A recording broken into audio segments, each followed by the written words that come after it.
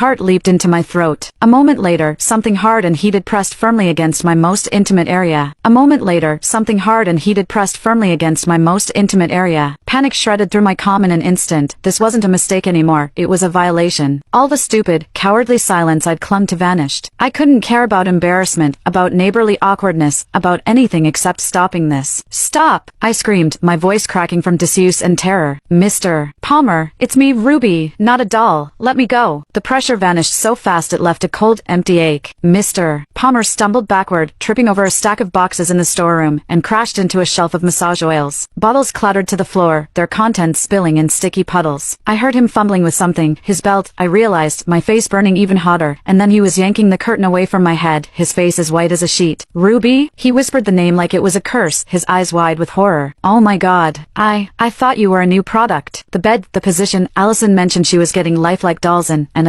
I'm so sorry. I didn't mean to. Save it. I snapped, twisting my wrists against the rubber restraints. They were still tight, the bed's mechanism unyielding. This is a pleasure bed. The release button is on the side, black, about the size of a quarter. Find it. He scrambled to obey, his hands shaking so badly he fumbled the frame. His normally neat hair was disheveled, his shirt unbuttoned at the collar. I forced myself to look away, focusing on the ceiling instead of the way his hands trembled, the way he kept muttering apologies under his breath. The storeroom smelled like vanilla massage oil and panic, a sickening combination. Finally, there was a soft click. The restraints around my wrists went slack, and the bed's split frame slowly lowered, flattening out until I was lying on my stomach in a normal position. I didn't waste a second, yanking my underwear up, then my hot pants, my hands shaking so hard I could barely fasten the waistband. By the time I sat up, Mr. Palmer was standing across the room, his back to me, staring at the wall like it held the secrets of the universe. I'm leaving the payment on the counter, he said, his voice gruff, for the oil, and, for this. I'm so sorry, Ruby. I'll never set foot in this store again. I'll even move if you want. I can't believe I did this. I didn't answer. I was too busy trying to catch my breath, too busy fighting the tears that threatened to spill. He hesitated for a moment, then fled the storeroom, the bell above the shop door jangling as he left. The silence that followed was deafening. I stayed on the bed for a long time, my knees pulled to my chest, staring at the sticky oil stains on the floor. The embarrassment was a physical pain, sharp and unrelenting, but there was something else too, confusion. His comment earlier, about my backside reminding him of Ruby's. He'd known it was me, or at least, he'd suspected. How? The bell jangled again, and I jumped. Mom. I scrambled to my feet, brushing off my clothes, and hurried out of the storeroom just as she was carrying a stack of boxes through the door. Ruby, you're awake. She set the boxes down, wiping sweat from her forehead. Sorry I took so long. The supplier had a delay. Did Mr. Palmer stop by? He said he'd come to settle his bill for the antique vibrator he bought last month. My throat went dry. He was here. He left the payment on the counter. I didn't mention the doll mix-up, didn't mention the